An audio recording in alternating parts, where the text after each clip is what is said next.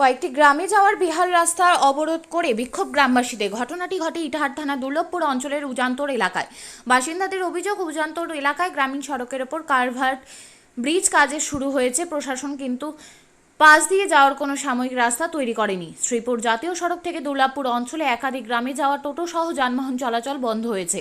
নিত্যদিন শ্রীপুর থেকে দুর্লভপুর অঞ্চলে একাধিক গ্রামে 6 থেকে 7 কিলোমিটার সাধারণ মানুষ পায়ে হেঁটে উজান্তর এলাকায় কাদা জলে পার হয়ে যেতে সমস্যায় পড়তে হচ্ছে বলে অভিযোগ সাধারণ মানুষের। খবর পেয়ে ঘটনাস্থলে যায় ইটাহার থানার পুলিশ। পরিস্থিতি স্বাভাবিক হলেও ইটাহার বিধায়ক মোশাররফ হোসেন বলেন, শ্রীপুর থেকে প্রতিরাজ 9 কিলোমিটার রাস্তা সহ উজান্তর এলাকায় কালভার্ট ব্রিজ সহ রাজ্য সরকারের তরফে করা হচ্ছে, কিন্তু ঠিকাদার সংস্থা কালভার্ট ব্রিজ তৈরি করতে পাশের ডাইভারশন সঠিকভাবে করেনি। ঠিকাদার সংস্থাকে ভৎসনা করা হয়েছে, তবে খুব শীঘ্রই সমস্যার সমাধান হবে। কেন রাস্তার অবস্থা দেখতে পাচ্ছেন না? কি হয়েছে রাস্তা? পুরা রাস্তা একদম মানে কাদা, যাওয়া যাচ্ছে না, হাঁটে তো যাওয়া যাচ্ছে না ঠিক মতো।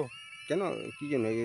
এই যে রাস্তা বলে কাজ হয়ে ব্রিজের কাজ হচ্ছে, তো তার মধ্যে এত নিচু করে মাটি দিয়েছে, দুদিন বৃষ্টি হওয়াতে রাস্তা আর যাওয়া যাচ্ছে না। এই রাস্তাতে আমার প্রতিদিন মনে করেন লাখ লাখ মানুষ যাওয়া আসা করে, কিন্তু আজকে দেখেন একটাও টোটো নাই, একটাও ইয়ে নেই, বোঝা যাচ্ছে না, কেউ আসতে পারছে না। তো ওই যে গাড়িটা দেখেন ওদিকে, ওই গাড়িটা ওখানে না আসার জন্য আটকে আছে। এদিকে আপনার যেখানে মানে এই রাস্তা যাওয়া যায়? গার্লস স্কুল, হাই স্কুল আছে দুর্লভপুরে, এই দুর্লভপুরের স্কুলে আছে বান বলে, কেউ যেতে চাচ্ছে না প্রাইভেট পর্যন্ত। কেন এরকম অবস্থা কেন? এখন দেখতেই পাচ্ছেন এখন কি কারণে করছে এগুলা। এটা ছিল হয়তো সরকার টাকা মেন রাস্তা শ্রীপুর থেকে প্রতিরাজ পর্যন্ত এই দেখেন ওই বাইকটা দিনে দিন রাত সমান গাড়ি চলে, আর এরকম কন্ডিশন করে রেখেছে, তাহলে মানুষের যাতায়াতের সুবিধাটা কোথায়?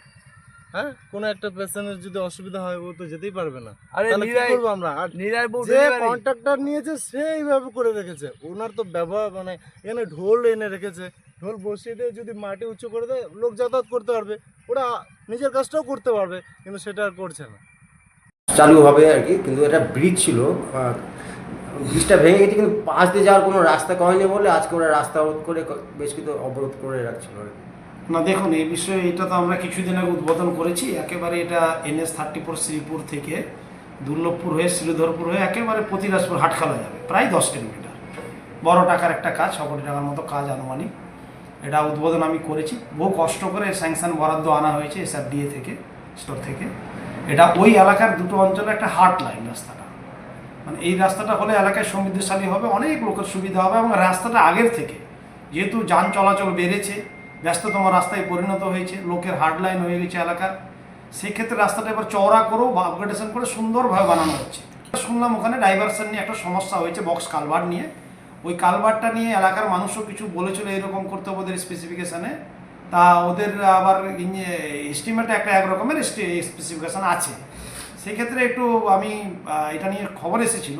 এবার কাজ করতে যেহেতু এলাকার লোক অন্যরকমভাবে কালভার্টটা করতে বলেছে, ইঞ্জিনিয়ার কর্তৃপক্ষ বা এই কন্ট্রাক্টার্স কর্তৃপক্ষ সেটা ওদের মতো করতে পারবে না, এস্টিমেটে নেই বলে এই নিয়ে একটু ডিলে হয়েছে বা কাজটা নিয়ে সমস্যা হয়েছে। অনলি ফর কালভার্টটা সেখানে ডাইভারশন তৈরি হয়েছে, হঠাৎ বৃষ্টি হয়েছে, ঝড় বৃষ্টি, সেই জলে হয়তো লোকের ডাইভারশনে চলতে অসুবিধা হচ্ছে। এটা পুরোটাই দোষ কন্ট্রাক্টর, এরা কাজ নিয়ে নিচ্ছে আর কাজ ভালো করে করছে না। যথেষ্ট ভৎসনা করা হয়েছে কন্ট্রাক্টরকে, এজেন্সিকে, যে দ্রুততার সহিত ডাইভারশনটা কমপ্লিট করতে হবে, টোটো বা অন্যান্য লোকজন যাতে সহজে যাতায়াত করতে পারে।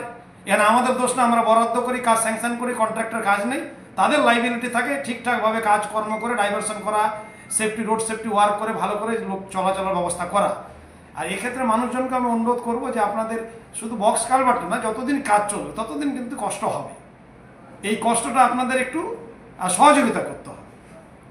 যাতায়াতের অসুবিধা হবে, দুটো গাড়ি পাস হবে না, এবং এলাকার লোকজনকে বলবো কাজটা ভালো করে বুঝে নেন, 1 ইঞ্চিও কম্প্রোমাইজ করা যাবে না, 1 ফোঁটাও কাজ যাতে কম না হয়। শিডিউল এস্টিমেট দেখে ভালো করে শক্তপোক্ত মজবুত কাজ করুন, কেন রাজ্য সরকারের অনেক আর্থিক অভাব অনটন আছে। মানুষের কথার দাবি মেনে এত চলাচল অযোগ্য ছিল, দুটি অঞ্চলে কয়েক হাজার লোক, 10-15 হাজার লোক যাতায়াত করে ডেলি। সুবিধার্থে এলাকাকে সমৃদ্ধশালী করার জন্য অতি কষ্ট করে দৌড়ঝাঁপ করে আমাকে এটা বরাদ্দ করতে হয়েছে। আপনিও কি মুরগি প্রতিপালন করে আর্থিক লাভের মুখ দেখতে চান? হরেক রকম প্রজাতির মুরগির শাবক লালন পালন করে বিক্রয় করে লাভবান হতে পারবেন খুব সহজেই। তাহলে আর চিন্তা নেই, আপনার জন্য প্রচেষ্টা নিয়ে এসেছে সেই সুযোগ। একই ফার্মে হরেক রকম প্রজাতির মুরগি পেয়ে যাবেন এখানে।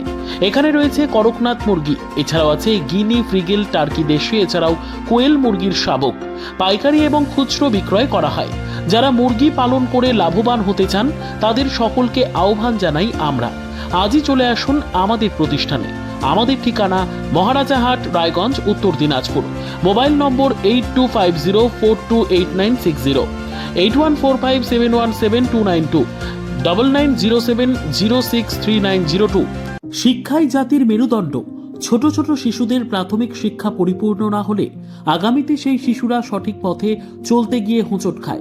শিশুদের এই শিক্ষার প্রয়োজনীয়তাকে সামনে রেখেই গত 1 বছর ধরে পরিষেবা দিয়ে চলেছে জিনিয়াস এডুকেয়ার একাডেমি। শিশুদের অত্যাধুনিক শিক্ষায় শিক্ষিত করে তোলার একমাত্র বিশ্বস্ত প্রতিষ্ঠান এই একাডেমি। এখানে অভিজ্ঞ শিক্ষক শিক্ষিকা দ্বারা যত্ন সহকারে মাতৃভাষা বাংলা মাধ্যমে পড়ুয়াদের শিক্ষা দেওয়া হয়। একেবারে খেলার ছলে বিনোদনমূলকভাবে বাচ্চাদের এখানে পাঠ দেওয়া হয়। পড়াশোনার পাশাপাশি বাচ্চাদের বিনোদনের ব্যবস্থাও রয়েছে এখানে।